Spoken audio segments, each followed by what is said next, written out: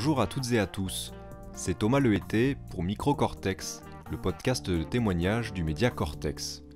Bienvenue dans cette nouvelle série intitulée Les sciences en berne. Cette année, en 2021, aurait dû paraître la nouvelle édition du Programme international pour le suivi des acquis des élèves. On le connaît aussi sous le nom de rapport PISA, il sort tous les 3 ans et classe les pays selon le niveau de leurs élèves. Mais suite à l'épidémie de Covid-19, le rapport PISA 2021 a été reporté et ne paraîtra qu'en 2023. Et quand on regarde les 2 dernières publications, en 2018 et en 2015, on voit que la France ne figure pas dans les meilleurs élèves. Sa note générale diminue ou au mieux stagne. Pour Microcortex, on a voulu savoir quelle réalité ces chiffres cachent. Qu'est-ce qui, dans les rouages de notre système éducatif, peut expliquer ce défaut de performance ? Est-ce que ces résultats sont dus simplement à un manque d'investissement des élèves, une baisse générale des efforts fournis ? Ou est-ce qu'on peut y voir les signes de problèmes plus systémiques, ce qui pourrait nous amener à repenser notre mode d'éducation ? Pour le savoir, on a tendu notre micro à des professeurs de matières scientifiques pour qu'ils nous racontent leur façon de faire et comment ils s'adaptent à des programmes changeants, toujours contraints par des volumes horaires de moins en moins importants. Dans cet épisode, vous allez entendre Guillaume. Il a 30 ans et il est professeur de sciences de la vie et de la terre au sein de l'Académie de Versailles.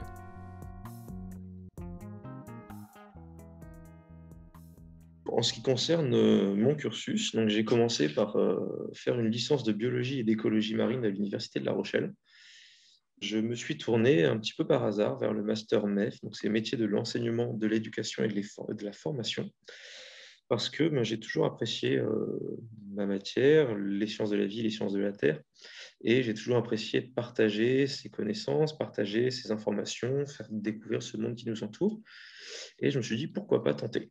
Donc, ce qui m'a amené à faire un master MEF donc à l'Université de Nantes et ce qui m'a amené à avoir mon CAPES en 2017. Et donc, j'ai pu démarrer mon enseignement en année de stage en Vendée, dans un lycée de La Roche-sur-Yon. Donc, en septembre 2017, j'ai fait cette première année en lycée. Et ensuite, je suis parti à partir de la rentrée 2018 en région parisienne, donc dans l'Académie de Versailles. Alors, en ce qui concerne la représentation des matières scientifiques pour les élèves, je vais donner un mot de façon générale pour les matières scientifiques et après un peu plus précisément pour les SVT. Les matières scientifiques ont cette image, ce mot scientifique déjà qui effectivement peut faire peur à certains élèves, aux élèves de façon générale. Après, nous, les SVT, en fait, on a cette image de science qui va être un petit peu moins compliquée que les mathématiques ou que la physique-chimie et qui font que ça va avoir aussi un certain attrait pour les élèves puisque on va étudier des choses qui les touchent d'un petit peu plus près. Ça va être le fonctionnement du corps, ça va être le fonctionnement du monde qui les entoure. Mais je pense que le souci, en fait, aussi lié à nos matières sont que, en tout cas, pour les la physique-chimie pardon, et les SVT, sont qu'on est sous-représenté en termes de volume horaire par rapport à des matières qui sont plus classiques, effectivement, comme l'histoire-géographie, le français ou les mathématiques. C'est un problème, en fait, dans l'enseignement des sciences actuellement. Pour ma matière, par exemple, en SVT, on est à 1h30 par semaine en collège. En seconde, on est à nouveau à 1h30 par semaine, ce qui est très, très, très, très court pour traiter un programme qui est beaucoup trop large. Il y a beaucoup de choses, ce qui fait qu'en plus, avec un volume horaire qui est assez faible, en général, il y a beaucoup de choses, beaucoup de notions qui sont à voir, et ça nous amène nécessairement à faire des tris dans ce programme pour qu'on décide en fait entre professeurs les notions qui sont les plus importantes, alors qui nous paraissent nous importantes pour le développement de cet esprit scientifique, des compétences scientifiques des élèves, et aussi pour attaquer les années suivantes.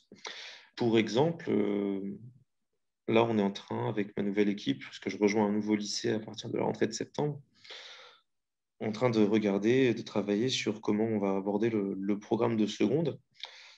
Alors, avec un fonctionnement entre guillemets normal de professeurs de lycée, moi j'ai envie de dire que si on traite les 2 tiers du programme de la façon dont l'inspection nous demande de traiter le programme, c'est déjà une belle réussite.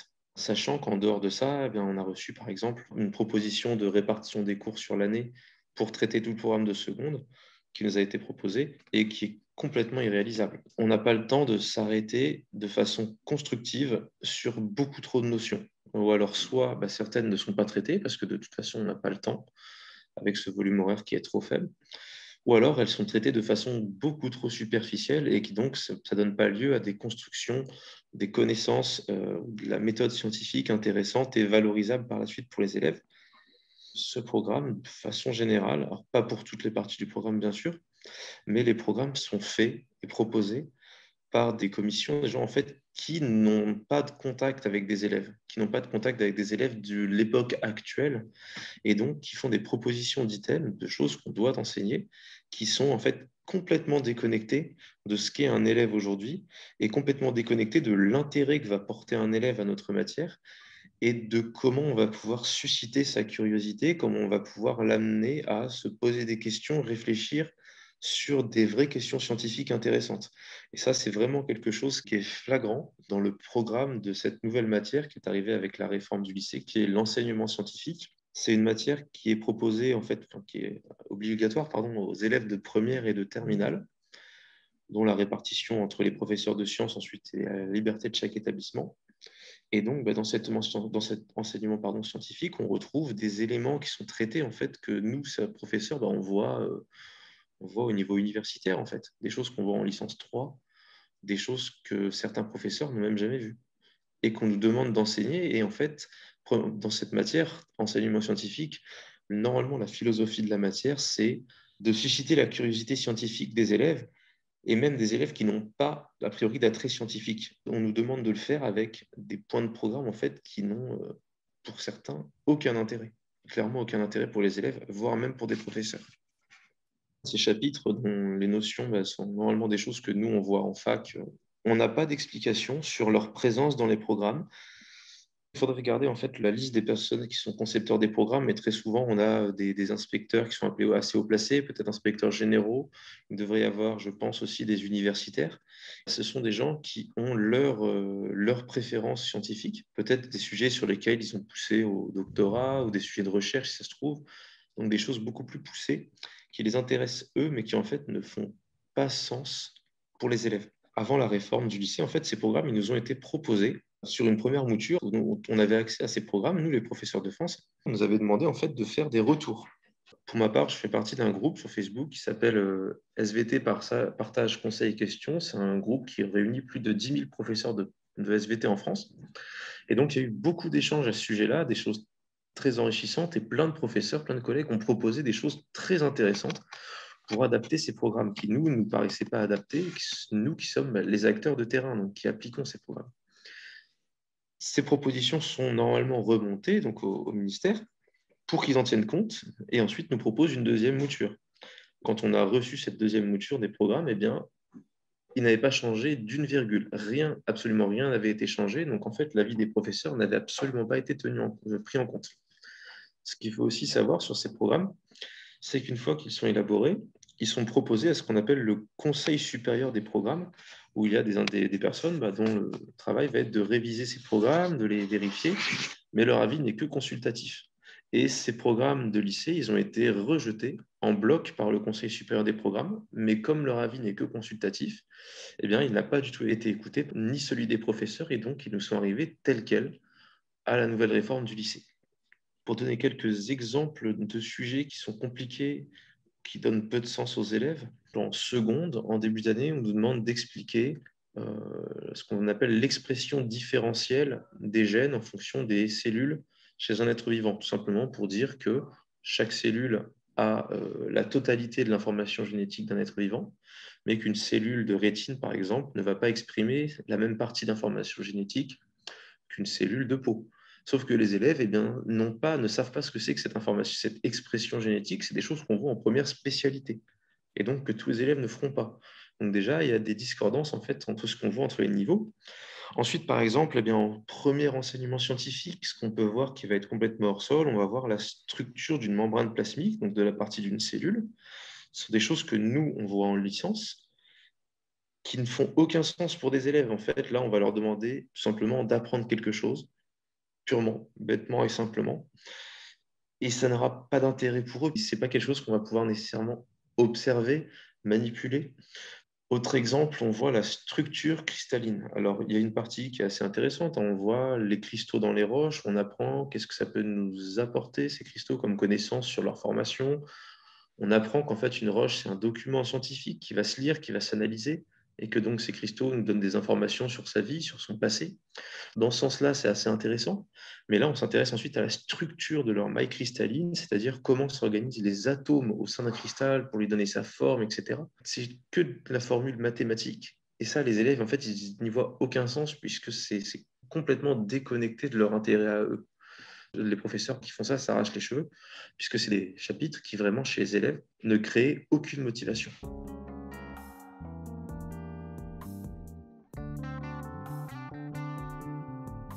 En ce qui concerne mon sentiment et donc mon ressenti par rapport à mon travail et les conditions, euh, je l'aborde en fait d'un point de vue mixte, c'est-à-dire que je vois d'un point de vue positif parce que les publics et les élèves auxquels je suis confronté me donnent un retour en fait souvent très positif, alors que ce soit les élèves ou les parents, en fait, sont parfois les parents, hein, parfois pas, mais sont vraiment les personnes qui vont nous donner un retour direct sur notre travail et ce qui va être, en tout cas pour moi, vraiment le plus appréciable. Donc, de ce point de vue-là, moi, c'est quand même ce plaisir de voir, malgré tout, des élèves qui restent dynamiques, qui restent motivés, qui sont sympathiques et qui sont demandeurs de cette relation et qui donnent un vrai retour. Et ça, pour moi, c'est un plaisir et c'est un accomplissement dans ce métier, même si je n'ai que 4 ans d'expérience d'enseignement.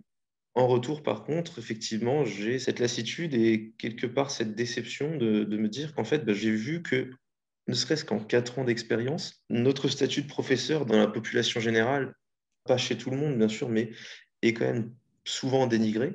On est vu comme des gens qui travaillent très très peu parce qu'il y a une grosse mésinformation désinformation plutôt sur quel est le travail réel d'un professeur, mais aussi une certaine lassitude sur le fait en fait on ressente qu'au niveau du ministère en fait la volonté réelle, enfin en tout cas c'est le sentiment qu'on en a, hein, est vraiment de toujours de diminuer, de diminuer, de diminuer les possibilités pour l'enseignement en nous en demandant toujours plus et sans être écouté.